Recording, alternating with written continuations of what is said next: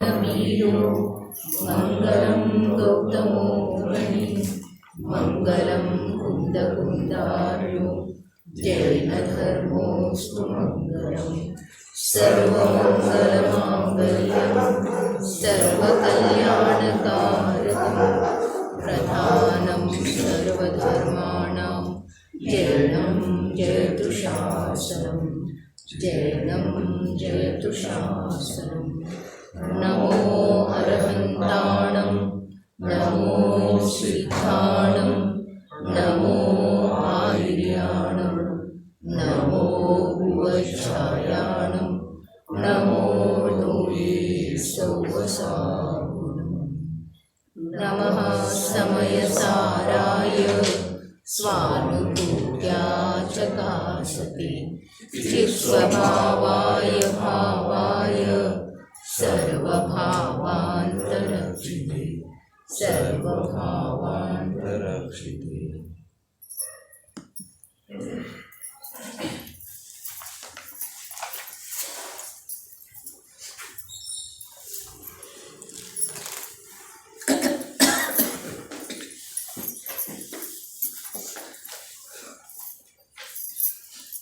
ಭರತ ಕ್ಷೇತ್ರದ ಭಗವಾನ ಸ್ವರೂಪವಿರುವಂಥ ಸಮಯಸಾರ ಪರಮಾಗಮದ ಮೇಲೆ ರಚನೆಗೊಂಡಂಥ ಆತ್ಮಖ್ಯಾತಿ ಟೀಕೆಯ ಮಧ್ಯದೊಳಗೆ ಉದಿಸಿ ಬರುವ ಕಲಶ ರೂಪದ ಕಾವ್ಯಗಳ ಮೇಲೆ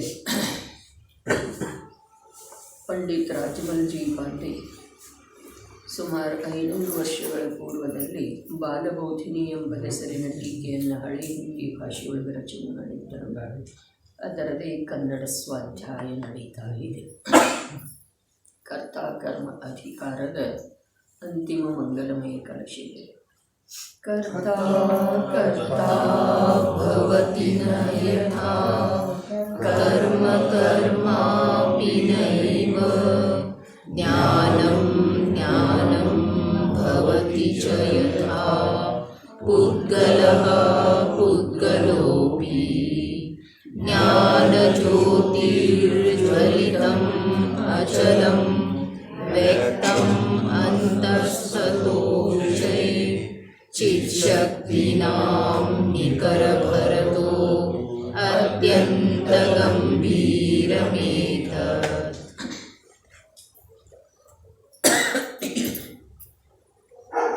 ಜ್ಞಾನಗುಣದ ಪ್ರಕಾಶವಾದ ಮೇಲೆ ಎಂಥ ಫಲದ ಸಿದ್ಧಿಯಾಗುತ್ತದೆ ಎಂಬುದನ್ನೇ ಹೇಳುತ್ತಾರೆ. ಯಥಾ ಕರ್ತಾ ಕರ್ತಾ ನ ಭವತಿ. ಜ್ಞಾನಗುಣವು ಹೇಗೆ ಪ್ರಕಟವಾಗಿದೆ ಎಂದರೆ ಅಜ್ಞಾನತನವನ್ನು ಧಾರಣ ಮಾಡಿ ಜೀವನು ಮಿಥ್ಯಾತ್ವ ಭಾವದ ಕರ್ತೃವಾಗುತ್ತಿದ್ದನು. ಅವನಂತೂ ಜ್ಞಾನ ಪ್ರಕಾಶವಾದ ಮೇಲೆ ಅಜ್ಞಾನ ಭಾವದ ಕರ್ತೃವಾಗುವುದಿಲ್ಲ.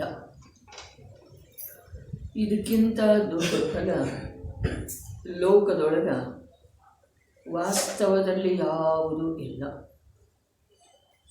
ಮೋಕ್ಷ ಪ್ರಾಪ್ತ ಆಗುವುದ, ಕರ್ಮಗಳ ನಾಶ ಆಗುವುದ, ಚತುರ್ಗತಿಗಳಲ್ಲಿ ಜನ್ಮ ಮರಣದ ಅಭಾವ ಆಗುವುದ, ಇವು ಎಲ್ಲವೂ ಆ ಜ್ಞಾನಗುಣದ ಪ್ರಗಟತೆಯೊಳಗನ ತನ್ನಷ್ಟಕ್ಕೆ ತಾನೇ ತನ್ನ ಸ್ವಸಮಯದೊಳಗ ಬರುವಂಥವಿದ್ದಾವೆ. ಮೂಲವನ್ನು ಇಲ್ಲಿ ಧಾರಣ ಮಾಡಿದ್ದಿದೆ. ಇದೊಂದೇ ಮೂಲ ಮಾತು ಇದೆ. ಜೈನ ದರ್ಶನದೊಳಗ, ಅದರಲ್ಲೂ ಅಧ್ಯಾತ್ಮಶಾಸ್ತ್ರದೊಳಗ ಆದಿಪುರುಷ ಅಂಥೇಳಿ ಹೇಳಿಕೊಳ್ಳುವಂಥ ಯಾವ ಭಗವತ್ ಕುಂದಾಚಾರ್ಯರ ಪರಮಾಗಮಗಳಿದ್ದಾವೆಯೋ ಅವುಗಳಲ್ಲಿ ಈ ಕಾರಣ ಶುದ್ಧ ಪರ್ಯಾಯ ಅಥವಾ ಜ್ಞಾನ ಸ್ವಭಾವದ ಪ್ರಕಟತೆ ಅದೇನಿದೆ ಅದುವೇ ಮೂರು ಲೋಕದಲ್ಲೂ ಯಾವುದೇ ಜೀವದ ಸಲುವಾಗಿ ಸುಖವನ್ನು ಪ್ರಾಪ್ತ ಮಾಡಿಕೊಳ್ಳುವ ಸಲುವಾಗಿ ಏಕಮೇವ ಉಪಾಯ ಇದೆ. ಅನ್ಯ ಯಾವ ಉಪಾಯ ಯಾವುದೇ ಕಾಲದೊಳಗೆ ಯಾವುದೇ ಜೀವದ ಸಲುವಾಗಿ ಇಲ್ಲವೇ ಇಲ್ಲ. ನಮ್ಮದ ಎಲ್ಲಿಯವರೆಗೆ ಸ್ವಭಾವ ರೂಪದ ಜ್ಞಾನ ಸ್ವರೂಪ ಪ್ರತ್ಯಕ್ಷ ಯಾವ ಜ್ಞಾನ ಇದೆಯೋ ಆ ಜ್ಞಾನ ಎಲ್ಲಿಯವರೆಗೆ ಪ್ರಕಟ ಆಗಿ ಒಂದು ಸಹಜ ಜ್ಞಾನವೇ ನಾನಿದ್ದೇನೆ ಅನ್ನುವ ವಿಕಲ್ಪಾತೀತ ಅನುಭವ ಆತ್ಮನ ಸರ್ವ ಪ್ರದೇಶದೊಳಗೆ ಆಗ್ತಿದೆಯೋ ಆಗ ಈ ಜೀವಕ್ಕ ಕರ್ತೃತ್ವ ಬುದ್ಧಿ ಬಿಟ್ಟು ಹೋಗ್ತಿದ್ದೀರಿ. ಅಜ್ಞಾನ ಭಾವದ ಕರ್ತ ಆಗುವುದಿಲ್ಲ. ದುಃಖದ ಮೂಲ ಅಜ್ಞಾನತನವನ್ನು ಧಾರಣ ಮಾಡಿ ಮಿಥ್ಯಾತ್ವ ಭಾವದ ಕರ್ತೃವಾಗೋದು ಅಥವಾ ಅಜ್ಞಾನ ಭಾವದ ಕರ್ತೃವಾಗೋದು. ಒಂದು ಕರ್ತಾತನ, ಯಾವುದರ ಕರ್ತಾತನ? ಅಜ್ಞಾನ ಭಾವದ, ಮಿಥ್ಯಾ ಭಾವದ. ಪರಪದಾರ್ಥದೊಳಗಂತೂ ಇವನ ಕರ್ತೃತ್ವ ಇಲ್ಲವೇ ಇಲ್ಲ, ಕರ್ತೃತ್ವದ ಅಧಿಕಾರನೇ ಇವನಿಗಿಲ್ಲ. ಬರೇ ಮಿಥ್ಯಾತ್ವ ಭಾವ ಅರ್ಥಾತ್ ಅಜ್ಞಾನ ಭಾವದ ಕರ್ತೃವಾಗ್ತಾನೆ. ಇಲ್ಲಿ ಕರ್ತೃ ಆಗತಾನೆ ಅನ್ನುವ ಯಾವ ಕಥನ ಇದೆ, ಆ ಕಥನದ ತಾತ್ಪರ್ಯ ನಾನು ಅಜ್ಞಾನ ಭಾವವನ್ನು ಮಾಡಬೇಕು ಅನ್ನುವ ಒಂದು ಪೂರ್ವ ನಿಯೋಜಿತ ವಿಚಾರದ ಮೂಲಕ ಅವು ಮಾಡ್ತಾನೆ. ಹೀಗೆ ಮಾತಿಲ್ಲ. ಕರ್ತೃ ಶಬ್ದದ ಅರ್ಥ ಏನಿದೆ? ಕರ್ತೃ ಶಬ್ದದ ಅರ್ಥ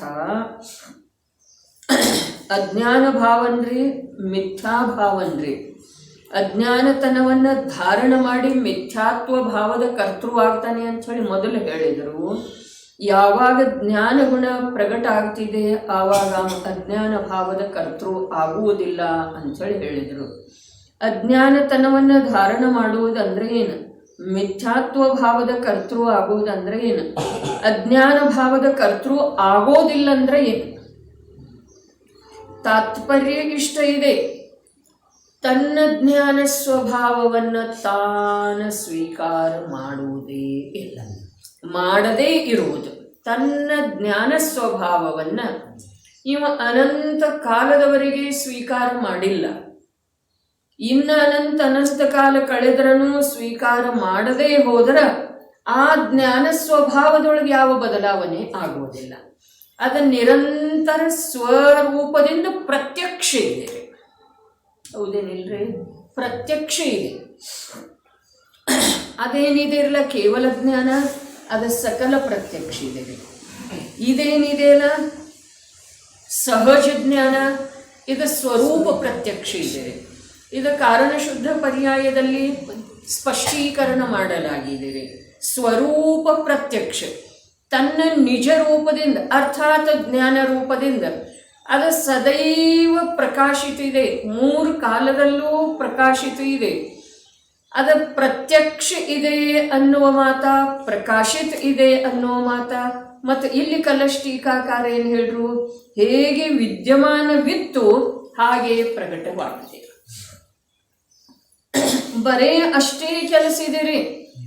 ವಿದ್ಯಮಾನ ಇದೆ, ಪ್ರತ್ಯಕ್ಷ ಇದೆ, ತನ್ನ ಸ್ವರೂಪದ ತ್ಯಾಗದ ಎಂದೂ ಮಾಡುವುದಿಲ್ಲ. ಬರೇ ಅಂಥ ಜ್ಞಾನ ಸ್ವಭಾವದ ಆ ಜ್ಞಾನದ ಮೂಲಕನ ಅನುಭೂತಿ ಅರ್ಥಾತ್ ಅಭೇದತೆಯಾಗಿ ಅದರ ಸ್ವೀಕಾರ, ಅದರ ಶ್ರದ್ಧೆ, ಅದರ ಒಪ್ಪಿಗೆ, ಅದರ ವಿಶ್ವಾಸ ಆಗಬೇಕಾಗಿದೆ. ಅನಾದಿ ಕಾಲದಿಂದ ಪರಪದಾರ್ಥಗಳ ಮೇಲೆ ವಿಶ್ವಾಸ ಮಾಡಿದ್ದಾಯಿತು. ಆದರೆ ಯಾವ ಪರಪದಾರ್ಥ ಈ ಜೀವದ ವಿಶ್ವಾಸಕ್ಕೆ ಪಾತ್ರ ಇಲ್ಲ. ದೇಹನೇ ಇಲ್ಲರಲ್ಲ, ದೇಹದ ಮೇಲೆ ಎಷ್ಟೊಂದು ವಿಶ್ವಾಸ ಇದೆ ರೀ, ಇದೆಯೋ ಅಥವಾ ಇಲ್ಲ? ಇದೆ. ಈ ದೇಹನ ಜೀವದ ವಿಶ್ವಾಸಕ್ಕೆ ಎಂದೂ ಪ್ರಾಪ್ತ ಆಗಲಿಲ್ಲ ಅಂದ ಮೇಲೆ ಈ ದೇಹದೊಳಗೆ ಇರುವಂಥ ಇಂದ್ರಿಯಗಳ ಮಾಧ್ಯಮದಿಂದ ಜ್ಞಾನ ಕೆಲಸ ಮಾಡಿ ಯಾವುದರ ಮೇಲೆ ವಿಶ್ವಾಸ ಮಾಡ್ತಿದೆಯೋ ಆ ಪದಾರ್ಥಗಳ ವಿಶ್ವಾಸಕ್ಕೆ ಅರ್ಹನಾಗುವುದಿಲ್ಲ.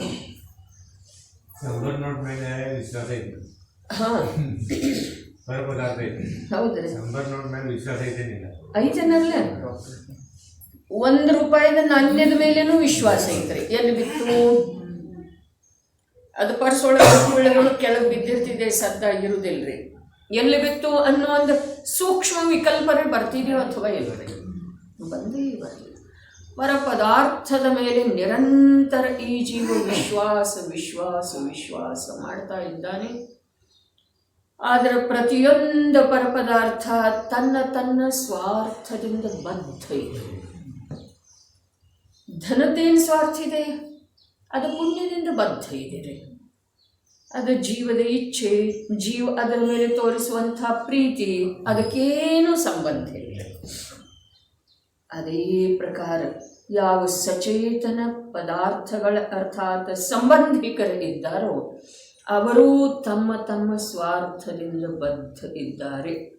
ಭಿಕ್ಷುಕ ಕೂಡ ರೀ, ಭಿಕ್ಷೆ ಹಾಕಲಿಲ್ಲ, ಮೊದಲೆಲ್ಲ ಗುಣಗಾನ ಮಾಡ್ತಾನ್ರಿ. ಭಿಕ್ಷೆ ಹಾಕಲಿಲ್ಲ ಅಂತಂದ್ರೆ ನಿಂದೆ ಮಾಡಿ ಹೋಗ್ತಾನ್ರಿ. ಯಾಚಕನೂ ಸ್ವಾರ್ಥಕ್ಕೆ ಬದ್ಧ ಇದ್ದಾನೆ. ತಾಯಿ, ತಂದೆ, ಪುತ್ರ, ಪತಿ, ಪತ್ನಿ, ಯಾವುದೇ ಬಂಧು ಬಳಗ, ಸೇವಕ, ಸ್ವಾಮಿ ಎಲ್ಲರೂ ತಮ್ಮ ತಮ್ಮ ಸ್ವಾರ್ಥಕ್ಕೆ ಬದ್ಧ ಇದ್ದಾರೆ. ಅದರ ಮೇಲೆ ವಿಶ್ವಾಸ ಎಷ್ಟೋ ಬಾರಿ ಬಿಡ್ತೇವೆ, ನಿರರ್ಥಕಂತೇವೆ, ಮತ್ತು ಆ ವಿಶ್ವಾಸ ಒಳಗಡೆ ಇದೇನಲ್ಲ ಅಂಥೇಳಿ ಅದು ಕಾರ್ಯ ಮಾಡೇ ಮಾಡ್ತೀವಿ. ಬಹಳ ಕಠಿಣವಾದಂಥ ಮಾತಿದೆ. ಬರೀ ಈ ಜೀವ ಅಂಥ ಎಲ್ಲ ಕಷ್ಟಕರವಾದಂಥ ಆಕುಲತೆ, ವ್ಯಾಕುಲತೆ, ಪರಾಧೀನ, ಕರ್ಮಾಧೀನ, ಉದಯಾಧೀನ, ಕ್ಷೇತ್ರ ಕಾಲಾಧೀನ, ಯಾವುದರ ಅಧೀನ ಆಗಿಲ್ಲ ಹೇಳ್ರಿ? ಯಾವುದರ ಅಧೀನ ಆಗಿಲ್ಲ ಈ ಜೀವ. ಇಷ್ಟ ಸಣ್ಣ ಮಗು ಇರ್ತಿದೆ, ಮೊಮ್ಮಗ, ಅದರ ಅಧೀನ ಇದೆಯೋ ಅಥವಾ ಇಲ್ರಿ ಈ ಜೀವ? ಪ್ರತಿಯೊಂದು ಜೀವ ಈಗ ಹೇಳಿತಲ್ಲ, 1 ರೂಪಾಯಿದ ನಾಣ್ಯ, 100 ರೂಪಾಯಿದ ನೋಟ, 2000 ರೂಪಾಯಿದ ನೋಟ ಅಂತೂ ಬಿಡ್ರಿ. ಆದ್ರೆ ಯಾವುದರ ಮೇಲೆ ಈ ಜೀವಕ್ಕ ವಿಶ್ವಾಸ ಇಲ್ಲ, ಯಾವುದರ ಕುರಿತು ಈ ಜೀವಕ್ಕ ಸ್ವಾರ್ಥದ ಸಂಬಂಧ ಇಲ್ಲ. ಒಟ್ಟಿನಲ್ಲಿ ನೋಡ್ರಿ, ಎಲ್ಲಿಯವರೆಗೆ ಈ ಜೀವಕ್ಕ ಅಜ್ಞಾನ ಇದೆಯೋ ಅಲ್ಲಿಯವರೆಗೆ ಯಾವ ಬೇಕಾದ ವಸ್ತುವಿನ ಮೇಲೆ ವಿಶ್ವಾಸ ಮಾಡಲಿಕ್ಕೆ ತಯಾರಿದೆ.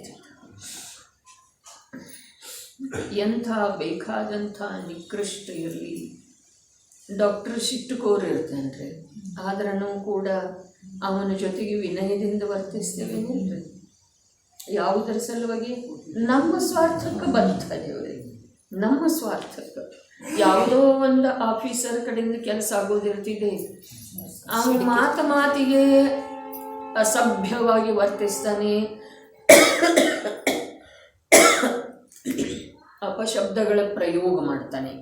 ಆದ್ರೂ ಕೂಡ ಅಲ್ಲಿ ಶ್ರದ್ಧೆಯಿಂದ ಹೋಗ್ತೇವೋ ಅಥವಾ ಇಲ್ರಿ? ಯಾಕೆ? ಸ್ವಾರ್ಥಕ್ಕೆ ಬದ್ಧ ದೇವ್ರಿ. ಆದ್ರೆ ವೀತರಾಗ ಪ್ರಭು ಮಾತ್ರ ವಸ್ತು ಸ್ವರೂಪಕ್ಕೆ ಬದ್ಧಾಗಿ ಉಪದೇಶ ಹೇಳಿದಾರ್ರಿ. ಈ ಮಾತು ಪುನಃ ಪುನಃ ಬರ್ತಾ ಇದೆ. ಮತ್ತಲ್ಲಿ ಕಾರಣಶುದ್ಧ ಪರ್ಯಾಯದೊಳಗ ಆಗಮಾರ್ಣವದ ವಚನ ಮೌಕ್ತಿಕ ಇದೆಯಲ್ಲ, ಅಲ್ಲಿ ಹಾಕಿದ್ದಿದ್ದೇವೆ. ದೇವಶಾಸ್ತ್ರ ಗುರುಗಳ ವಸ್ತು ಸ್ವರೂಪಕ್ಕೆ ಬದ್ಧ ಇದ್ದಾರೆ. ವಸ್ತು ಸ್ವರೂಪ ದೇವಶಾಸ್ತ್ರ ಗುರುಗಳಿಗೆ ಬದ್ಧ ಇಲ್ಲ. ಹಾಗಾದರೆ ಲೋಕದೊಳಗೆ ಎಲ್ಲಕ್ಕಿಂತ ಶ್ರೇಷ್ಠ ಯಾವುದೇ ಪ್ರತಿಯೊಂದು ವಸ್ತುವಿನ ಸ್ವರೂಪ ಅದನ್ನೇ ಭಗವತ್ ಸ್ವರೂಪದ ನೋಡ್ರಿ. ಅವರ ತಮ್ಮಷ್ಟಕ್ಕೆ ತಾವೇ ತಮ್ಮ ಕರ್ತವ್ಯದಿಂದ ಭಗವತ್ತತೆಗೆ ಪ್ರಾಪ್ತ ಆದರೆ ಏನು ಹೇಳಿದ್ರೆ ಅವರ ಒತ್ತು ಸಹವು ಧರ್ಮ. ಧರ್ಮ ಯಾವುದಿದೆ? ವಸ್ತುವಿನ ಸ್ವಭಾವ. ಹಾಗಾದರೆ ಜೀವದ ಸ್ವಭಾವ, ನನ್ನ ಸ್ವಭಾವ, ನಾನು ಜೀವಿದ್ದೇನೆ, ಇದರದ ನಮ್ಮ ಜ್ಞಾನದ ಮೇಲೆ ಸತತ ಸಂಸ್ಕಾರ ಬೇಕು.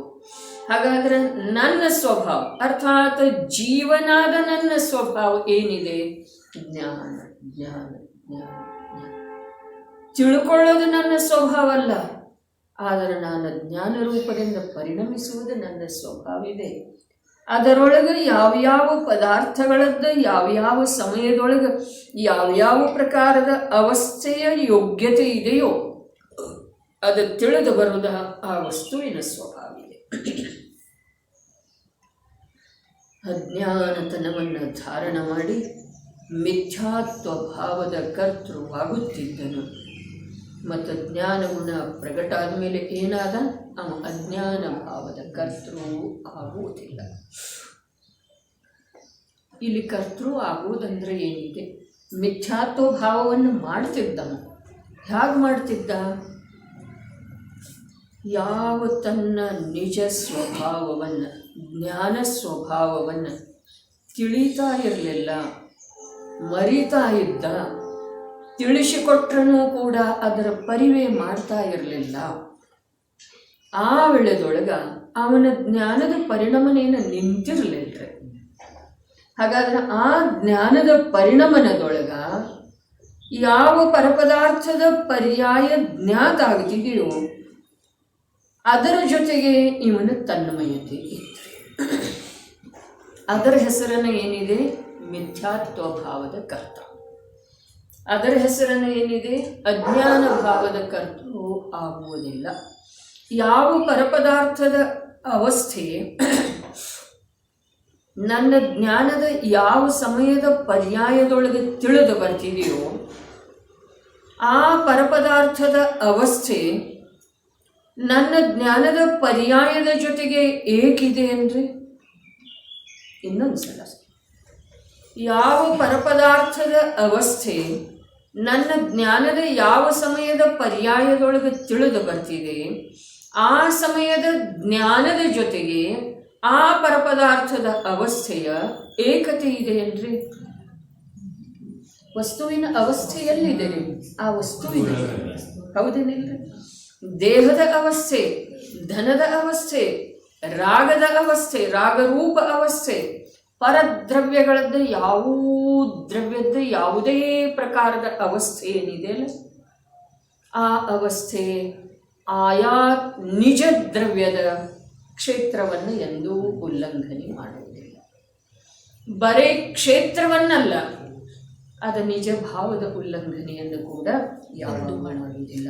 ಹಾಗಾದರೆ ಈ ಜೀವ ಯಾವ ತನ್ನ ಜ್ಞಾನದ ಪರ್ಯಾಯದೊಳಗೆ ಆ ಅವಸ್ಥೆ ಜ್ಞಾತ ಆಗಿದೆಯೋ ಅದರ ಜೊತೆಗೆ ಏಕತೆ ಮಾಡೋದ ಮಿಥ್ಯೆ ಇದೆಯೋ ಅಥವಾ ಸಮ್ಯಕ್ ಇದೆ, ಯಥಾರ್ಥ ಇದೆ? ಮಿಥ್ಯೆ ಇದೆ. ಯಾಕೆ ಅಂತಂದ್ರೆ ಅದರಲ್ಲೇ ಇದೆ, ಅದರ ಸ್ವಭಾವ ಮತ್ತು ಅದರ ಕ್ಷೇತ್ರದ ಉಲ್ಲಂಘನೆಯನ್ನ ಅದ ಮಾಡಿಯೇ ಇಲ್ಲ. ಹಾಗಾದ್ರೆ ಈ ಜ್ಞಾನದ ಪರ್ಯಾಯ ಅದನ್ನು ತಿಳಿಯುವಂಥ ಯಾವ ಶಕ್ತಿ ಇದರಲ್ಲಿ ಇದೆಯೋ ಆ ಶಕ್ತಿಯನ್ನ ಇವು ತನ್ನ ಶಕ್ತಿ ಅಂಥೇಳಿ ತಿಳ್ಕೊಂಡ, ತಾನಂಥೇಳಿ ತಿಳ್ಕೊಂಡ, ಇದು ಅಜ್ಞಾನತನವನ್ನು ಧಾರಣ ಮಾಡುವುದು. ಅದು ಜ್ಞಾನ ಅಲ್ಲ. ಇನ್ನೊಂದ್ಸಲ, ಯಾವ ಸಮಯದ ಜೀವದ ಜ್ಞಾನದ ಪರ್ಯಾಯ ಇದೆಯೋ ಆ ಪರ್ಯಾಯದೊಳಗ ಯಾವ ಪರಪದಾರ್ಥದ ಅವಸ್ಥೆ ಜ್ಞಾತ ಆಗ್ತಿದೆಯೋ, ಪರಪದಾರ್ಥದ ಅವಸ್ಥೆಯನ್ನ ತಿಳಿಯುವಂಥ ಯಾವ ಜ್ಞಾನದ ತನ್ನ ಪರ್ಯಾಯ ಇದೆಯೋ ಅದು ನಿಜವಾಗಿ ಜ್ಞಾನ ಇದೆ ಅಂದರೆ ಅದು ಅಜ್ಞಾನವಿದೆ. ವಿಷಯದ ಸೂಕ್ಷ್ಮತೆ ಅದರ ಸಲುವಾಗಿಯೇ ಹೇಳ್ತಾ ಇದೆ. ಕುಂದ ಸಾಹಿತ್ಯದ ಅಥವಾ ಸಂಸಾರ ಮಾರ್ಗದಿಂದ ಬಿಡುಗಡೆ ಒಂದು ಉಪಾಯ ಅಷ್ಟು ಸುಲಭ ಇಲ್ಲವೇ ಇಲ್ಲ.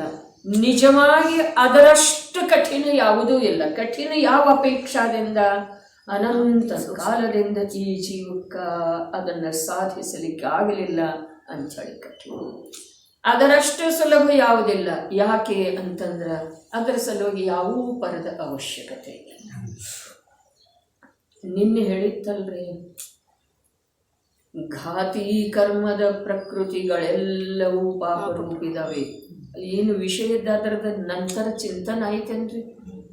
ಎಲ್ಲವೂ ಪಾಪರೂಪ ಇದ್ದಾವೆ. ಅವುಗಳ ಉದಯ ನಿರಂತರ ಇರ್ತಿದೆ. ಯಾವಾಗ ಈ ಜೀವ ಮಂದ ಕಷಾಯ ರೂಪದಿಂದ ವರ್ತಿಸ್ತಾನೋ ಆ ವೇಳೆದೊಳಗ ಅವುಗಳ ಮಂದ ಉದಯ ಅಂಥೇಳಿ ಹೇಳೋದಿದೆ. ಆದರೆ ಇವನಲ್ಲೇ ಮಂದ ಕಷಾಯ ಆಗುವ ಸಲುವಾಗಿ ಅವುಗಳದ್ದು ಮಂದ ಉದಯ ಇರುವುದು ಅವಶ್ಯಕ ಇಲ್ಲ.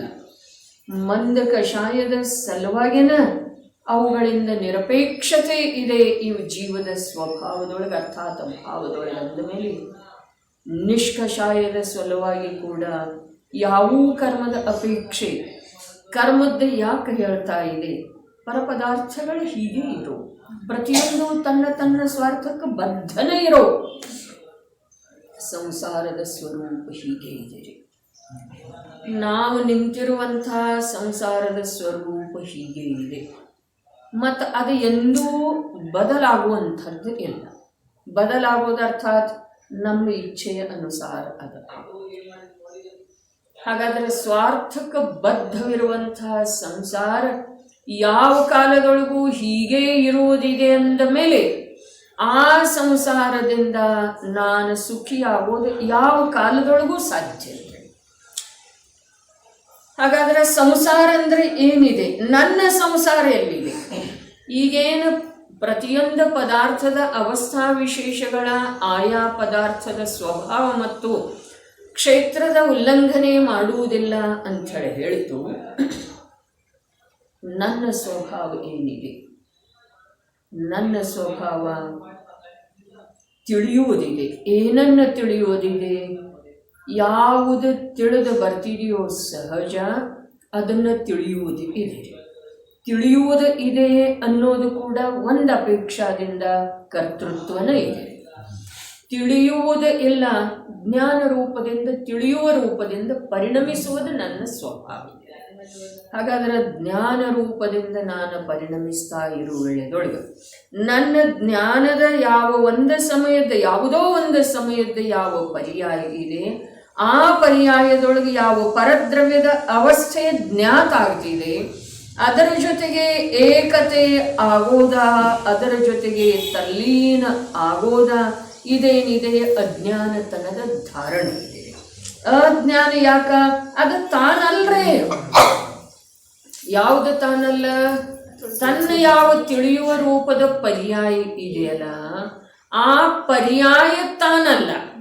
ನೋಡ್ರಿ, ಪರ್ಯಾಯದಿಂದ ಪರವನ್ನು ತಿಳಿಯೋದಿದೆ, ಪರ್ಯಾಯದಿಂದ ಸ್ವವನ್ನು ತಿಳಿಯುವುದಿದೆ, ಏನೇನು ಕಾರ್ಯ ಆಗುವುದಿದೆ ಅದೆಲ್ಲವೂ ಪರ್ಯಾಯದೊಳಗನ ಆಗುವುದಿದೆ.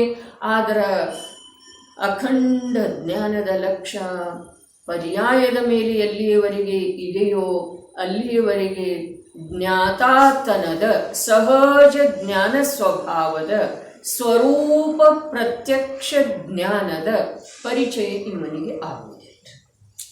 ಪರ ಇದೆರಿ ಅದ ಯಾವುದು? ನಿನ್ನೆನೂ ಬಂದಿತ್ತು, ಮೊನ್ನೆನೂ ಬಂದಿತ್ತು, ಕ್ಷಾಯೋಪಶಮಿಕ ಭಾವ. ಅರ್ಥಾತ್ ಈ ಜೀವಕ ಯಾವ ಘಾತಿ ಕರ್ಮಗಳ ಕ್ಷಯ ಮತ್ತು ಉಪಶಮದಿಂದ ಪರಪದಾರ್ಥವನ್ನು ತಿಳಿಯುವಂಥ ಅಲ್ಲ, ಪದಾರ್ಥವನ್ನು ತಿಳಿಯುವಂಥ ಅಲ್ಲ, ತಿಳಿಯುವಂಥ ಯಾವ ಶಕ್ತಿ ಆ ಘಾತಿ ಕರ್ಮಗಳ ಕ್ಷಯ ಅಥವಾ ಉಪಶಮದಿಂದ ಇವನದ ತಿಳಿಯುವಂಥ ಶಕ್ತಿಯ ಯಾವ ವಿಕಾಸ ಆಗಿದೆಯೋ ಆ ವಿಕಾಸ ಏನಿದೆ ಅದು ಜೀವದ ನಿಜ ಸ್ವಭಾವ ಅಲ್ಲ. ಅದರ ಸಲುವಾಗಿನ ಒಂದಕ್ಕೊಂದು ಸಾಹಿತ್ಯದೊಳಗ ಈ ಜೀವದ ಜ್ಞಾನ ಕಾರ್ಯ ಮಾಡೋದ ಮತ್ತು ತನ್ನ ಪ್ರಯೋಜನಭೂತವಾದಂಥ ಸತ್ವವನ್ನು ಗ್ರಹಣ ಮಾಡೋದ ಈ ಜೀವದ ಸಲುವಾಗಿ ಒಂದು ಅಪೂರ್ವ ಏನಿದೆ ಅಂತಂದ್ರೆ ಚಾಲೆಂಜ್ ಇದೆ. ನಯ ಜ್ಞಾನ ಇಲ್ದಿದ್ರಂತೂ ತಿಳಿಯೋದನೇ ಇಲ್ರಿ. ಜಿನಾಗಮದೊಳಗ ಪ್ರವೇಶ ಮಾಡಬೇಕಾದ್ರೆ, ಬರೀ ಆಗಮದೊಳಗೆ ಪ್ರವೇಶ ಮಾಡಬೇಕಾದ್ರೆ, ಆಗಮದಲ್ಲಿ ಏನು ಹೇಳಿದ್ದಾರೆ ಅದ ತಿಳಿದು ಬರಬೇಕಾದ್ರೆ ನಯ ಜ್ಞಾನ ಇರೋದು ಅತ್ಯಂತ ಅವಶ್ಯಕ ಇದೆ. ನಿಜವಾಗಿ ಮೂರರದ್ದು ಬೇಕ್ರಿ: ನಯ, ಪ್ರಮಾಣ, ನಿಕ್ಷೇಪ. ನಯ, ಪ್ರಮಾಣ, ನಿಕ್ಷೇಪ. ನಯ ಎರಡರೇ ಬೇಕ್ರಿ. ಒಂದು ದ್ರವ್ಯಾರ್ಥಿಕ ನಯ, ಇನ್ನೊಂದು ಪರ್ಯಾಯಾರ್ಥಿಕ ನಯ. ಅನೇಕ ನಯ ಇದ್ದಾವೆ. ಮಾಯಿಲ್ಲಧವಲ 100 ನಯ ಹೇಳ್ತಾರೆ, ತತ್ವಾರ್ಥ ಸೂತ್ರಕಾರರ 7 ನಯ ಹೇಳ್ತಾರೆ.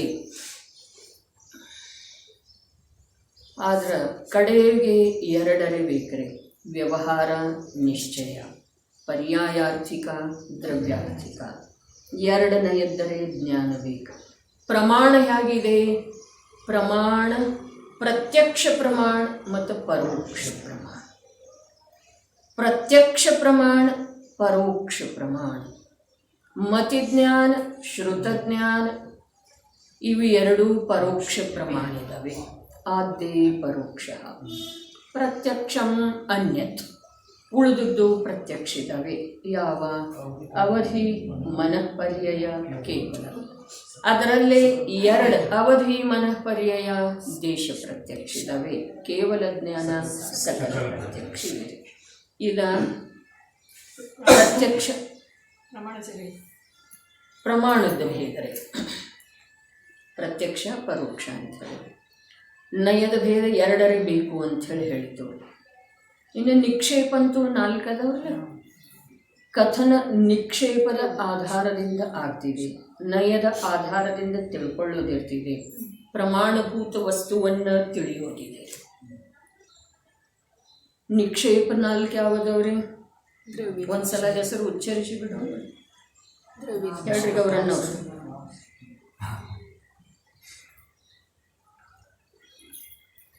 ನಾಮ ನಿಕ್ಷೇಪ,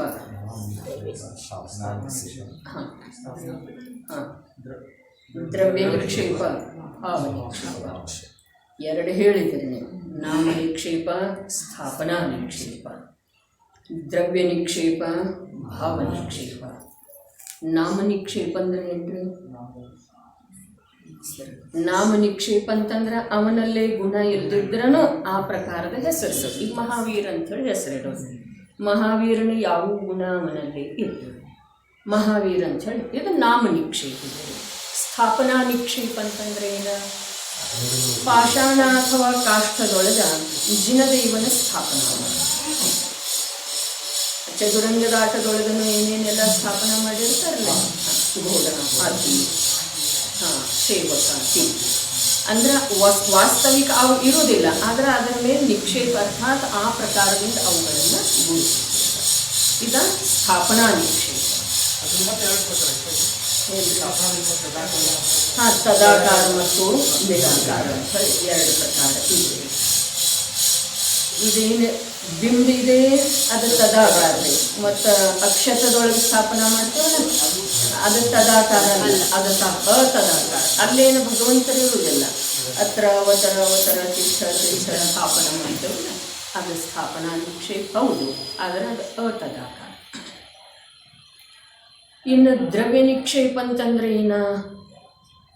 ಈ ಕಾಲದೊಳಗೆ 24 ತೀರ್ಥಂಕರರಾಗಿದ್ದಾರೆ ಅನ್ನೋದು. ಆದರೆ ಅವರನ್ನು ತೀರ್ಥಂಕರ ರೂಪದಿಂದ ಸ್ಮರಣೆ ಮಾಡೋದು, ಅರ್ಹಂತರ ವಿಗ್ರಹ ಮಾಡೋದು, ತೀರ್ಥಂಕರ ಅಲ್ಲೇ ಸ್ಥಾಪನಾ ನಿಕ್ಷೇಪ ಮಾಡೋದು. ಆದರೆ ಅವರೆಲ್ಲ ಸಿದ್ಧಾಗಿ ಹೋಗಿದ್ದಾರೆ, ಹೌದೇನೆ? ಸಿದ್ಧಾಲಯದಲ್ಲಿದ್ದಾರೆ. ಅವರನ್ನು ನಾವು ತೀರ್ಥಂಕರ ಅಂತ ಹೇಳಿನ ಗುರುತಿಸೋದು. ಇದು ಯಾವ ತೀರ್ಥಂಕರರ ಬಿಂಬ? ಪಾರ್ಶ್ವನಾಥ ತೀರ್ಥಂಕರರ ಬಿಂಬ, ಆದಿನಾಥ ತೀರ್ಥಂಕರರ ಬಿಂಬ. ದ್ರವ್ಯ ನಿಕ್ಷೇಪ ಅದ. ಇನ್ನು ಭಾವ ನಿಕ್ಷೇಪ ಯಾವುದು ವರ್ತಮಾನದಲ್ಲಿ ಇದೆಯೋ ಆ ಭಾವವನ್ನು ಆ ವಸ್ತುವಿನ ಮೇಲೆ ಆರೋಪ ಮಾಡಿ ತಿಳಿಯೋದೇನಿದೆ ಅದು ಭಾವ ನಿಕ್ಷೇಪ. ವರ್ತಮಾನದೊಳಗ ಯಾವ ಭಾವ ಅರ್ಥಾತ್ ಅವಸ್ಥೆ ಇದೆಯಲ್ಲ ಆ ಅವಸ್ಥೆಯನ್ನು ಆ ವಸ್ತುವಿನ ಮೇಲೆ ಆರೋಪ ಮಾಡಿ ಅದನ್ನು ವಸ್ತು ರೂಪದಿಂದ ತಿಳಿಯೋದು. ಆದರೆ ಅದನ್ನು ನಿಕ್ಷೇಪನ ಆಯ್ತಲ್ಲ, ವಸ್ತು ಅಲ್ಲ. ತಿಳಿತಾ ಇದೇನಿಲ್ರಿ? ಹಾಗಾದರೆ ಯಾವ ಒಂದು ಸಮಯದ ಈ ಜೀವದ ಜ್ಞಾನದ ಪರ್ಯಾಯ ಇದೆಯಲ್ಲ ಆ ಪರ್ಯಾಯದೊಳಗ ಯಾವ ಘಾತಿ ಕರ್ಮದ ಕ್ಷಯ ಅಥವಾ ಉಪಶಮದಿಂದ ವಿಕಾಸ ಆದದ್ದಿಲ್ಲ ಶಕ್ತಿ ರೂಪದ ಪರ್ಯಾಯದೊಳಗೆ ಅದನ್ನು ತಾನು ಅಂಥೇಳಿ ತಿಳಿಯೋದು ಮಿಥ್ಯಾತ್ವ ಇದೆ. ಅದನ್ನು ತಾನು ಅಂಥೇಳಿ ಆಗಮದ ಆಧಾರದಿಂದ ತಾತ್ಕಾಲಿಕವಾಗಿ ತನ್ನ ಸ್ವರೂಪ ಲಕ್ಷ್ಯದೊಳಗೆ ತಂದುಕೊಳ್ಳುವ ಸಲುವಾಗಿ ತಿಳಿಯೋದ ಇದ ಭಾವ ನಿಕ್ಷೇಪ. ಅದರ ವಸ್ತು ನಿಕ್ಷೇಪದಿಂದ ನಯದಿಂದ ಪ್ರಮಾಣದಿಂದ ಬೇರೆ ಇದೆ. ಇವೆಲ್ಲ ಮಾಧ್ಯಮ ಇದಾವೆ. ಇವು ಇಲ್ಲ ಅಂತಂದ್ರೆ ಜನವಾಣಿಯೊಳಗೆ ಏನೂ ತಿಳಿಯೋದಿಲ್ಲ, ಬಸ್ ಓದೋದಿದೆ ರೀ ನೋಡ್ರಿ. ಅದರ ಸಲುವಾಗಿನ ಇದನ್ನ ಗುರುಗಮದಿಂದ ಪ್ರಾರಂಭದೊಳಗ ಯಾವ ಅತ್ಯವಶ್ಯಕ ಇದಾವ್ಯವು ವಿಷಯ, ಅವುಗಳನ್ನು ತಿಳ್ಕೊಂಡೇ ನಾವು ಪ್ರವೇಶ ಮಾಡಿದರೆ ಜಿನಾಗಮದೊಳಗೆ ನಮ್ಮದು ಕಾರ್ಯ ಆಗೋ ಸಾಧ್ಯ ಇದೆ. ಮತ್ತು ನಮ್ಗೆ ಯಾವುದು ಬೇಕು ಅದು ಅಲ್ಲಿ ದೊರಕುವ ಸಾಧ್ಯತೆ ಇದೆ. ಅಲ್ಲಿ ಆ ಮಾತೇನಿದೆಯಲ್ಲ ಅತ್ಯಂತ ಚಿಂತನೀಯ ಇದೆ ರೀ. ಮೊದಲೇನು 3 ಹೇಳಿದ್ರು ಅವುಗಳು ಕೂಡ ಹಾಗೆ ಅದಾವ. ಪುದ್ಗಲ ದ್ರವ್ಯ ಜೀವದ್ರವ್ಯ ಭಿನ್ನ ಇದ್ದಾವೆ. ಹೀಗಿದ್ದ ಕಾರಣ ಇವನಲ್ಲೇ ರಸಗುಣ ಇಲ್ಲ, ಇವ ಅರಸ ಇದ್ದಾನೆ. ಪುದ್ಗಲ ದ್ರವ್ಯದ ಗುಣ ಜೀವದ್ರವ್ಯದೊಳಗೆ ಇಲ್ಲ ಅಂಥೇಳಿ ಪುದ್ಗಲ ದ್ರವ್ಯದೊಳಗಿನ ರಸಗುಣ ಇದ್ದ ಕಾರಣ ಇವ ಅರಸ ಇದ್ದಾನೆ. ಎಂಥ ವಿಷಯ ರೀ ಅಮೃತ ಚಂದ್ರಾಚಾರ್ಯ ದೇವ, ಎಂಥ ಚೈತನ್ಯಾಮೃತವನ್ನು ಪ್ರತ್ಯಕ್ಷ ನಮ್ಮ ಕೈಗೆ ಕೊಡ್ತಾ ಇದ್ದಾರೆ. ಆದರೆ ನಾವು ತಡೀರಿ ಸಮಯ ಇಲ್ಲ ಅಂಥೇಳಿ ಸಂಸಾರದೊಳಗ, ರಾಗಾದಿ ಭಾವದೊಳಗ, ವಿಷಯ ಕಷಾಯದೊಳಗ ಯಾವುದರೊಳಗನೂ ನಿಮಗ್ನ ಆಗಿ ಅಲ್ಲ ವ್ಯಸ್ತ ಇದ್ದುಕೊಂಡ ಈ ಅಮೃತವನ್ನು ಧಾರಣ ಮಾಡುವುದರಿಂದ ವಂಚಿತ ಆಗಿದೆ. ಅದರಿಂದ ನಾವು ಎಷ್ಟೆಷ್ಟು ವಂಚಿತ ಆಗ್ತೇವೆಯೋ ಅಷ್ಟಷ್ಟ ನಮ್ಮ ಭಾವ ಅಲ್ಲಿ ಬೆಳೀತಾ ಇರ್ತಿದೆ, ಸಂಸಾರ ಬೆಳೀತಾ ಇರ್ತಿದೆ. ಅವಕಾಶ ಇರುವೆಳೆದೊಳಗೂ ಕೂಡ ನಾವು ಅದರ ಕಡೆಗೆ ಲಕ್ಷಣ ವಹಿಸಲಿಲ್ಲ, ಅದರ ರುಚಿನ ನಮಗೆ ಇಲ್ಲ. ಇದೇನು ಹೇಳ್ರಿ, ಈಗ ಪ್ರಾರಂಭಕ್ಕೆ ಹೇಳ್ತಲ್ಲ, ಯಾವುದರ ಮೇಲೆ ನಮ್ಮದು ವಿಶ್ವಾಸ ಇದೆ. ಬರೇ ಒಂದು ದಿವಸ ಒಂದು ವಿಷಯದ ಕುರಿತು ನಿರಂತರ ಚಿಂತನೆ ಮಾಡೋದು ಸುಖ. ಯಾವುದರ ಮೇಲೆ ವಿಶ್ವಾಸ ನಮ್ಮದಿಲ್ಲ ಹೇಳ್ರಿ, ಎಲ್ಲ ಅದರ ಮೇಲೆ. ಬಸವಂತ ನಿಜ ಸ್ವಭಾವವನ್ನು ಹೊರತುಪಡಿಸಿ, ಜ್ಞಾನ ಸ್ವಭಾವವನ್ನು ಹೊರತುಪಡಿಸಿ, ನಾನು ತ್ರಿಕಾಲಿ ಜೀವಿದ್ದೇನೆ ಅನ್ನುವ ಮಾತನ್ನು ಹೊರತುಪಡಿಸಿ, ನಾನು ಅರೂಪಿ ಅಸ್ಪೃಷ್ಟ ಭಗವಾನ್ ಆತ್ಮ ಜ್ಞಾನ ಜ್ಞಾನ ಜ್ಞಾನ ವಸ್ತು ಇದ್ದೇನೆ ಅನ್ನುವುದನ್ನು ಹೊರತುಪಡಿಸಿ ಉಳಿದ ಎಲ್ಲದರ ಮೇಲೆ ನಮ್ಮದು ವಿಶ್ವಾಸ. ಪುಣ್ಯದ ಮೇಲಿದೆ, ಪಾಪದ ಮೇಲಿದೆ, ಪದಾರ್ಥಗಳ ಮೇಲಂತೂ ಇದೇನೇ ಇದೆ.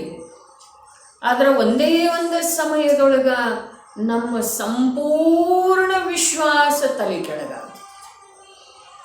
ಮತ್ತು ಅಲ್ಲಿ ಕಲ್ತ್ಕೊಳ್ತೀವಿ ನಾವು. ಇನ್ನೊಂದು ಭಾವದೊಳಗೆ ಹೋಗ್ತೇವಲ್ಲ, ಅಲ್ಲಿ ಯಾವ್ಯಾವುದ್ರ ಮೇಲೆ ಯಾವ್ಯಾವ ವಿಶ್ವಾಸ ಮಾಡೋದು, ಯಾವ್ಯಾವುದರ ಜೊತೆಗೆ ಯಾವ್ಯಾವ ರೀತಿಯ ಮಾಯಾಚಾರದ ವ್ಯವಹಾರ ಮಾಡೋದು. ಸರಳ ವ್ಯವಹಾರ ಯಾರ್ದಿದೆ ಹೇಳಿ? ಓರ್ವ ಭಾವಲಿಂಗಿ ಸಂತರನ್ನ ಹೊರತುಪಡಿಸಿ ಸರಳ ವ್ಯವಹಾರ ಈ ಲೋಕದೊಳಗ ಯಾವ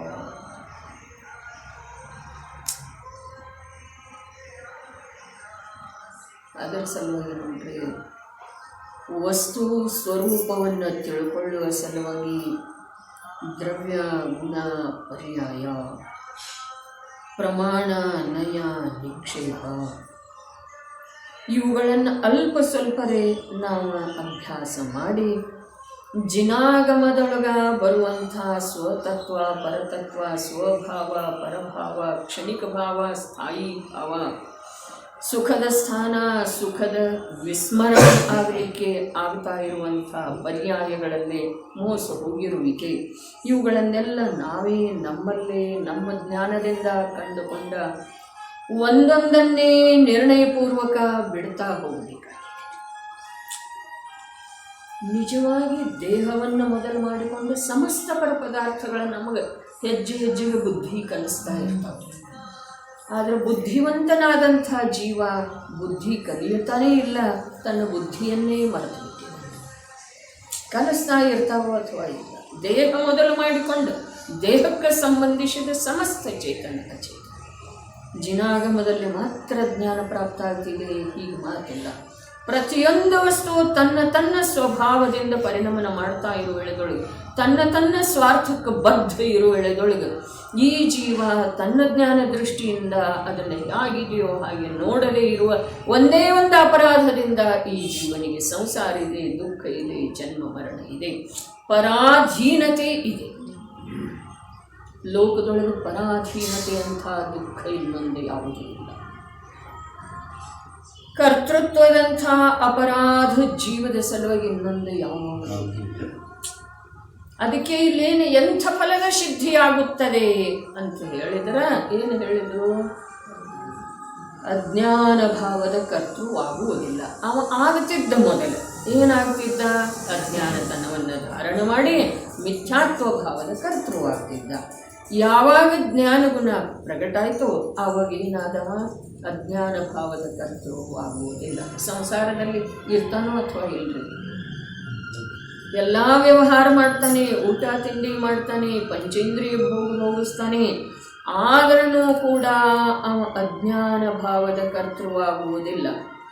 ಸಮ್ಯಕ್ ದೃಷ್ಟಿಯ ಭೋಗ ನಿರ್ಜರಿಗೆ ಕಾರಣ ಅಂಥೇಳಿ ಯಾವ ಇದೇ ಸಮಯಸಾರ ಪರಮಾಗಮದಲ್ಲಿ ಆಚಾರ್ಯ ಭಗವಂತರು ಹೇಳಿದರೋ ಆ ಹೇಳುವಿಕೆಯ ಮರ್ಮ ಏನಿದೆ? ಸಮ್ಯಕ್ ದೃಷ್ಟಿ ಯಾವುದನ್ನು ಹೇಗಿದೆಯೋ ಹಾಗೆ ನೋಡ್ತಾನ್ರಿ ಅವ.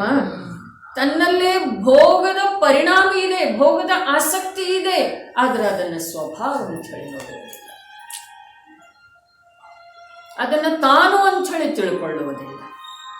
ಆ ಭೋಗಕ್ಕೆ ಸಂಬಂಧಿಸಿದ ಯಾವ ರಾಗ ಅಥವಾ ಆಸಕ್ತಿ ಇದೆಯಲ್ಲ ಅದು ಹೇಗಿದೆಯೋ ಹಾಗೆ ತಿಳಿತಾನೆ.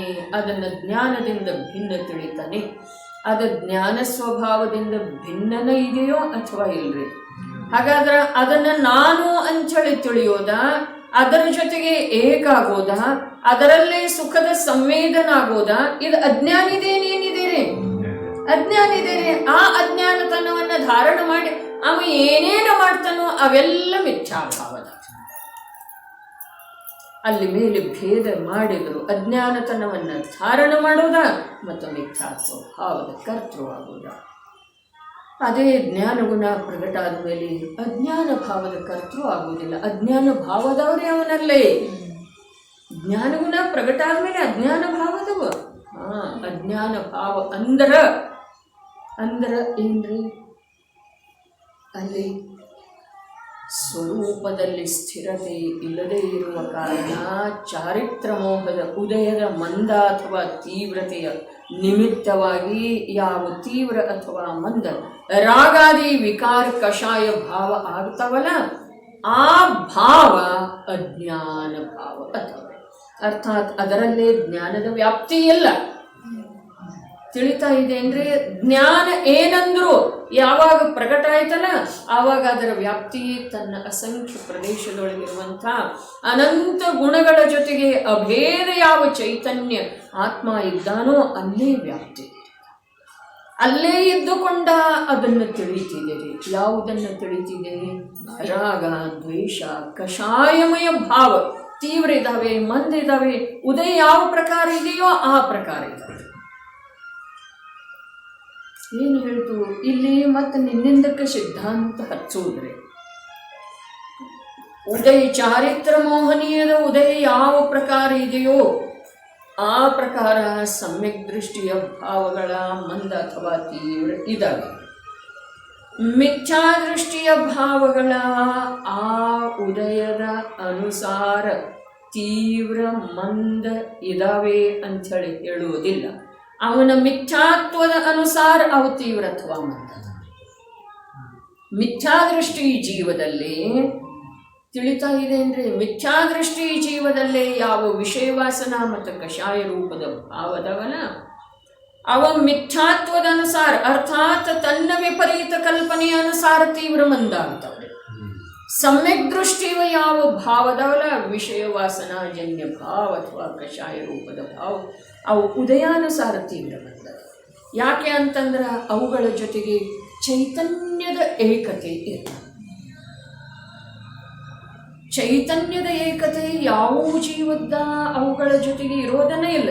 ಯಾವ ಜೀವ ಚೈತನ್ಯ ಸ್ವಭಾವವನ್ನು ಮರಿತಾನೋ ಅವುಗಳ ಜೊತೆಗೆ ಏಕತೆ ಮಾಡ್ತಾನೋ ಅವನನ್ನು ಮಿಥ್ಯಾದೃಷ್ಟಿ ಅಂತಾರೆ.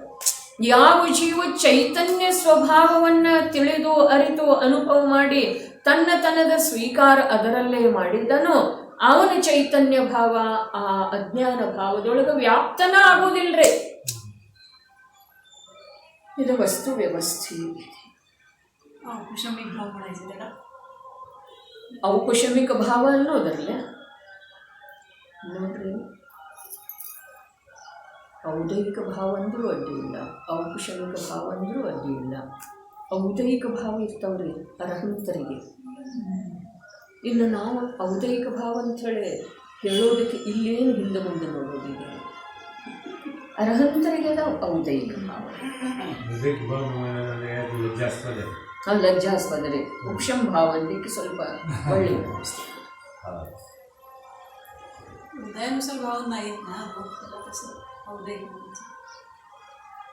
ಉದಯಾನುಸಾರ ಭಾವ ಯಾರೂ ಇಲ್ಲ. ಸಮ್ಯಕ್ ದೃಷ್ಟಿವಂತಾರೆ. ಸಮ್ಯಕ್ ದೃಷ್ಟಿಯ ಭಾವ ಉದಯಾನುಸಾರನ ಅದವ್ರಿ.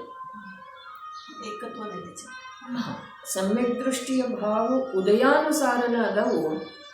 ಅವನ ಅಜ್ಞಾನಾನುಸಾರ ಇಲ್ರಿ. ಅವನ ಅಜ್ಞಾನ ಇಲ್ರಲ್ಲ ಅಲ್ಲಿ. ಇಲ್ಲಿ ಅಜ್ಞಾನ ಭಾವದ ಕರ್ತೃವಿಲ್ಲ ಅಂತಾರೆ. ಯಾಕಂದ್ರೆ ಅಜ್ಞಾನನೇ ಇಲ್ಲ ಅಂದಮೇಲೆ ಅಜ್ಞಾನ ಭಾವದ ಕರ್ತೃ ಏನಾಗುತ್ತ? ರಾಗಾದಿಗಳಾಗ್ತಾ ಇರೋ ವೇಳೆದೊಳಗೆ ಕಷಾಯ ರೂಪದ ಪರಿಣಾಮ ಆಗ್ತಾ ಇರೋ ವೇಳೆದೊಳಗೆ ವಿಷಯವಾಸನ ಪರಿಣಾಮ ಆಗ್ತಾ ಇರೋ ವೇಳೆದೊಳಗೆ ನೋಡ್ರಿ, ತಮ್ಮನ ಮೇಲೆ ಚಕ್ರರತ್ನದ ಪ್ರಯೋಗ ಮಾಡಬೇಕನ್ನುವಂಥ ಭಾವ ಬಂದಿರೋ ವೇಳೆದೊಳಗೆ ಕೂಡ ಆ ಭಾವದೊಳಗ ಅವನ ಜ್ಞಾನ ಇಲ್ಲವೇ ಇಲ್ಲ. ಅದು ಅಜ್ಞಾನ ಭಾವಿದೆ. ಆ ಭಾವವನ್ನು ಅವ ತನ್ನಿಂದ ಭಿನ್ನ ಅಂಥೇಳಿ ತಿಳಿತಾನಂಥೇಳಿ ಅವ ಅಜ್ಞಾನ ಭಾವದ ಕರ್ತೃ ಆಗುವುದಿಲ್ಲ. ಅದನ್ನು ಅವ ತಾನು ಅಂಥೇಳಿ ತಿಳಿತಿದ್ದ ಅಂತಂದ್ರೆ ಅದು ಅಜ್ಞಾನ ಭಾವದ ಕರ್ತೃ. ಅವ ತಿಳಿಯೋದೇ ಇಲ್ಲ. ಸ್ವಪ್ನದೊಳಗೂ ಕೂಡ ತಿಳಿಯೋದಿಲ್ಲ.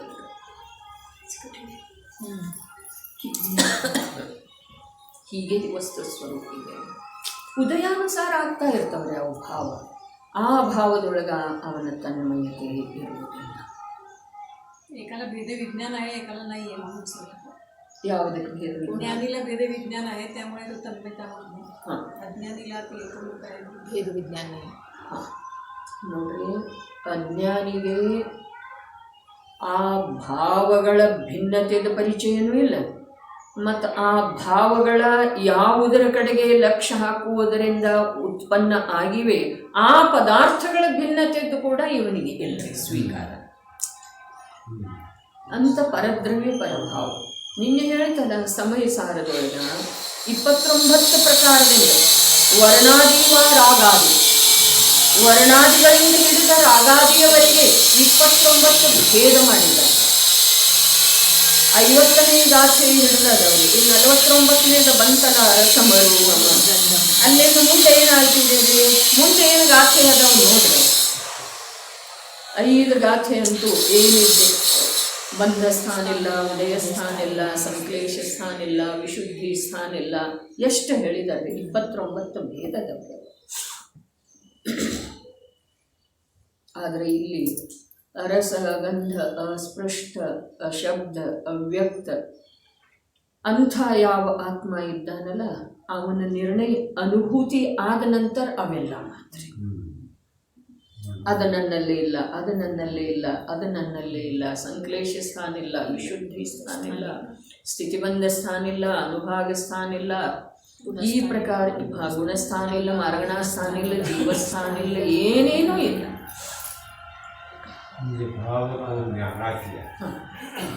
अभ्यास ಅಂದ್ರೆ ಅನುಭೂತಿ ಬಂದ ನಂತರ ಅವು ಖರೆ ಆಗ್ತಾವೆ.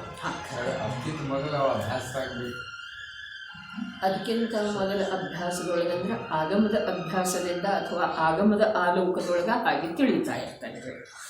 ನಿಜವಾಗಿ ಅವು ನನ್ನಲ್ಲಿ ಇಲ್ಲ ಅನ್ನೋದು ನನ್ನ ಸ್ವರೂಪ ಎಂಥದ್ದಿದೆ ಅದು ಅನುಭವದೊಳಗೆ ಬಂದ ಮೇಲೆ ಇದು ನನ್ನಲ್ಲೇ ಇಲ್ಲ, ಇದು ನನ್ನಲ್ಲೇ ಇಲ್ಲ.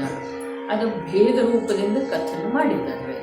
ಆದರೆ ಅಭೇದ ರೂಪದಿಂದ ಯಾವಾಗ ಅಂಥ ಆತ್ಮನ ಅನುಭೂತಿ ಆಗ್ತಿದೆಯಲ್ಲ, ಸ್ವೀಕಾರ ಆಗ್ತಿದೆಯಲ್ಲ, ಆವಾಗ ಅವನ ಜ್ಞಾನ ರಾಗಾದಿಗಳ ವಿದ್ಯಮಾನತೆಯೊಳಗೂ ಕೂಡ ರಾಗಾದಿಗಳ ಜೊತೆಗೆ ಏಕರೂಪ ಆಗುವುದಿಲ್ಲ. ಅದನ್ನು ಒಂದು ಸಮಯದಂಥೇಳಿ ತಿಳಿತಾನೆ, ತನ್ನಿಂದ ಭಿನ್ನ ಅಂಥೇಳಿ ತಿಳಿತಾನೆ, ಜ್ಞಾನ ಸ್ವಭಾವದಿಂದ ಶೂನ್ಯ ಅಂಥೇಳಿ ತಿಳಿತಾನೆ. ನಾನಾ ಪ್ರಕಾರದಿಂದ ವಚನದ ಮೂಲಕ ಹೇಳ್ಬೋದ್ರಿ. ಆದರೆ ಅವನು ಯಾವ ತಿಳಿತಾನೋ ಅನ್ನೋದು ಅದು ಅವನ ಜ್ಞಾನಕ್ಕನ ಗೋಚರ. ಕೇವಲಿ ಜ್ಞಾನ, ಕೇವಲಿ ಗಂಭೀರ ಜ್ಞಾನದ ಯಾವ ತಿಳಿಯುವಿಕೆ ಇದೆಯಲ್ಲ ಅದನ್ನು ನಾವು ಶಬ್ದದಿಂದ ಯಾಗೂ ಹೇಳ್ಬೋದು. ನನ್ನಿಂದ ಬೇರೆ ಇದೆ, ನನ್ನ ಜ್ಞಾನದೊಳಗಿಲ್ಲ, ನಾನು ಬರೆಯುವಂಥ ಜ್ಞಾನ ಘನಪಿಂಡ ಇದ್ದೇನೆ, ನನ್ನೊಳಗೆ ಇವುಗಳ ಪ್ರವೇಶ ಇಲ್ಲ, ನನಗೆ ಇವುಗಳಿಂದ ಪ್ರಯೋಜನ ಇಲ್ಲ. ಹೀಗೆ ಅನೇಕ ಪ್ರಕಾರದಿಂದ ನಾವು ನಮಗೆ ತಿಳಿದು ಬರುವ ಸಲುವಾಗಿ ಈ ವ್ಯಾಖ್ಯಾನ ಮಾಡಿದ್ವಿ. ಆದರೂ ಈಗೇನು ಚಕ್ರವರ್ತಿ ತಾವು ಒಂದು ಉದಾಹರಣೆ ಹೇಳಿದ್ರು, ಹ್ಮ್. ಭರತ ಚಕ್ರವರ್ತಿ ಚಕ್ರ ಆಯುಧ ಉಪಯೋಗ ಮಾಡಿದ್ರು. ಇದು ನಮ್ಗೆ ಅಗಮ್ಯ ಇದೆ. ಅದು ನಿಜವಾಗೇನ ಅಗಮ್ಯ ಐತ್ರಿ. ಮತ್ತು ಶ್ರೀರಾಮಚಂದ್ರ ಲಕ್ಷ್ಮಣ ಶವವನ್ನು ಅದು ಅಗಮ್ಯನೇ ಐತ್ರಿ. ಆದರೂ ಅದೊಂದು ಸ್ವಲ್ಪ ಚಿಂತನೆ ಮಾಡಿದ್ರೆ ಏನೋ ಸ್ವಲ್ಪ ವಿಕಲ್ಪಾತ್ಮಕ ಸನಿಗೆ ಬಂದಂಗೆ ಅನಿಸ್ತೈತಿ. ಈ ಚಕ್ರರತ್ನ ಅಜಿಬಾತರ ಇದರಾಗಿದ್ದೀರಿ ಅದು ದ್ವೇಷ ಇದೆ, ಅದು ಕ್ರೋಧ ಇದೆ. ಹೌದೇನಿಲ್ರಿ? ಚಕ್ರರತ್ನದ ಪ್ರಯೋಗ ಯಾಗ ಮಾಡಿದವ ಅವ ಮಾಡಲೇ ಇಲ್ಲ. ಅವ ಅರ್ಥಾತ್ ಯಾವ ಸಮ್ಯಕ್ ದೃಷ್ಟಿ ಜೀವಿದ್ದನೋ, ಯಾವ ತದ್ಭವ ಮೋಕ್ಷಗಾಮಿ ಇದ್ದನೋ, ಯಾವ ಕ್ಷಾಯಿಕ ಸಮ್ಯಕ್ ದೃಷ್ಟಿ ಇದ್ದನೋ ಆ ಸಮ್ಯಕ್ ದೃಷ್ಟಿ ಜೀವ ಮಾಡಲೇ ಇಲ್ಲ. ಏನು ಮಾಡಲಿಲ್ಲ? ಚಕ್ರರತ್ನದ ಪ್ರಯೋಗ ಮಾಡಲಿಲ್ಲ. ಇಷ್ಟ ಅಲ್ಲ, ಚಕ್ರರತ್ನದ ಪ್ರಯೋಗದ ಭಾವ ಮಾಡಲಿಲ್ಲ. ಯಾಕೆ ಅಂತಂದ್ರೆ ಆ ಭಾವದೊಳಗ ಅವನ ತನ್ಮಯತೆ. ಇದನ್ನು ತಿಳಿಸುವ ಸಲುವಾಗಿನ ಪ್ರತಿಯೊಂದು ಸಮಯದ ಭಾವ ಸ್ವತಂತ್ರ ಇದೆ ಅಂತ ಹೇಳಿದೆ. ಆದ್ರೆ ಆ ಮಾತು ಕೂಡ ಸಮ್ಯಕ್ ದೃಷ್ಟಿಗೆನೆ ಅನ್ವಯಿಸ್ತಿದ್ದೇನೆ. ಭಾವ ಸ್ವತಂತ್ರ ಇದೆ ಅಂತ ನಾವು ಬೇಕಾದ ಹಾಗೆ ಭಾವ ಮಾಡೋದ, ಮತ್ತು ನನ್ನ ಕೈಯೊಳಗೆ ಏನಿಲ್ಲ ಅದು ಸ್ವತಂತ್ರ ಇದೆ ಅನ್ನೋದ ಹಾಗೆ.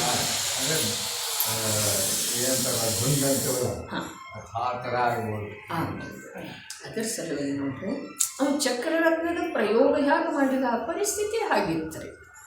ಉದಯ ಆ ಪರಿಸ್ಥಿತಿಯ ಜೊತೆಗೆ ಅವ ಸ್ಪಂದಿಸದೇ ಇರುವಂಥ ಯೋಗ್ಯತೆ ಚಾರಿತ್ರಾತ್ಮಕವಾಗಿ ಇರಬೇಕು. ಶ್ರದ್ಧಾಜ್ಞಾನಾತ್ಮಕವಾಗಿ ಅದರೊಳಗೆ ಬಾಧೆ ಸ್ವಲ್ಪ ಕೂಡ ಬಂದಿದೆ. ಅದನ್ನು ಹಾಗೆ ತಿಳ್ಕೊಳ್ಳೋದ್ರೆ ನಮ್ಮ ಅಂತರಂಗ ಎಲ್ಲಿಯವರೆಗೆ ನಮ್ಮ ಆತ್ಮನ ಅನುಭೂತಿ ಆಗೋದಿಲ್ಲ ಅಲ್ಲಿಯವರೆಗೆ ಅದನ್ನು ಒಪ್ಪೋದಿಲ್ಲ. ಅದು ನಮಗೆ ಸ್ಪಷ್ಟ ಆಗೋದಿಲ್ಲ. ಎಷ್ಟೋ ಮಾತುಗಳಲ್ರಿ ಅವರನ್ನು ಜಿನವಾಣಿಯೊಳಗೆ ಬರುವಂಥ ಪ್ರತಿಯೊಂದು ಮಾತು ಆತ್ಮನ ಅನುಭೂತಿ ಪೂರ್ವಕನ ಸತ್ಯ ಆಗ್ತವೆ. ಅಲ್ಲಿಯವರೆಗೆ ಜಿನಪ್ರಣೀತ ಜಿನೇಂದ್ರ ಭಗವಂತರು ಅನ್ಯಥಾವಾದಿಗಳಿರುವುದಿಲ್ಲ ಅಂಥೇಳಿ ತೊಡರ್ಬಚ್ಚಿ ಹೇಳಿರು. ಅದರ ಆಧಾರದಿಂದ ನಾವು ಇವರು ಸುಳ್ಳು ಹೇಳಲಿಕ್ಕೆ ಸಾಧ್ಯ. ಅತ್ಯಂತ ಉತ್ಕಟ ಶ್ರದ್ಧೆಯಿಂದನೇ ಆಗ್ಬೋದು. ಮತ್ತು ಉತ್ಕಟ ಶ್ರದ್ಧೆಯಿಂದ ಏನೇನಾಗ್ತಿದೆ ಜೀವದಲ್ಲಿ, ಏನೇನಾಗ್ತಿದೆ ನೋಡ್ರಿ. ಅದೇ ತೊಡರ ಮಂದಿ ಹೇಳಿದ್ರೆ ಶಾಸ್ತ್ರ ಸ್ವಾಧ್ಯಾಯದಿಂದ ಆಗುವಂಥ ಲಾಭ ಏನೇನಾಗ್ತಿದೆ. ಶ್ರದ್ಧಾಪೂರ್ವಕ ಶಾಸ್ತ್ರ ಸ್ವಾಧ್ಯಾಯ ಮಾಡಿದ ನಂತರ ಏನೇನಾಗ್ತಿದೆ. ವರ್ತಮಾನದ ಕಷಾಯಗಳು ಕಡಿಮೆ ಆಗ್ತವೆ, ವಿಷಯ ವಾಸನೆ ಕಮ್ಮಿ ಆಗ್ತಿದೆ, ಲೋಕದೊಳಗೆ ಕೀರ್ತಿ ಹರಡುತ್ತಿದೆ, ಅಶುಭ ಕರ್ಮದ ಉದಯದಿಂದ ಇವನಿಗೆ ಬಾಧೆ ಆಗುವುದಿಲ್ಲ, ತೀವ್ರ ಕಷಾಯಾದಿಗಳಿಂದ ಪರಿಣಮನ ಮಾಡುವುದಿಲ್ಲ, ಏನೇನೆಲ್ಲ ಹೇಳಿದ್ದಾರೆ. ಹಾಗಾದರೆ ಅಲ್ಲಿ ಕರ್ಮದ ಯಾವ ಉದಯ ಬಂದದ್ದಿದೆ ಅದು ನಿರ್ಜರಿಸುವುದಲ್ಲ, ಅಧಿಕ ಬಂಧ ಇಲ್ಲದನ್ನು ನಿರ್ಧರಿಸ. ಈ ಪ್ರಕಾರ ಅನೇಕ ಲಾಭ. ಮತ್ತು ಆಕುಲತೆ ಆಗುವುದಿಲ್ಲ ತತ್ವಜ್ಞಾನದಿಂದ. ಆತ್ಮಜ್ಞಾನದಿಂದ ಮಾತಿಲ್ಲ, ತತ್ವಜ್ಞಾನದಿಂದ ಆಕುಲತೆ ಪ್ರಮಾಣ ಎಷ್ಟೋ ಬಿಟ್ಟು.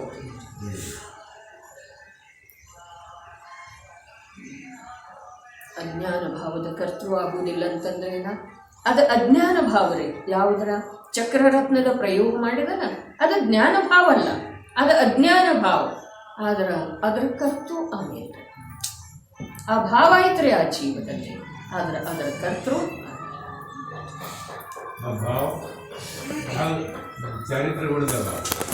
ಚಾರಿತ್ರ ಮೋಹದ ತೀವ್ರ ಉದಯದ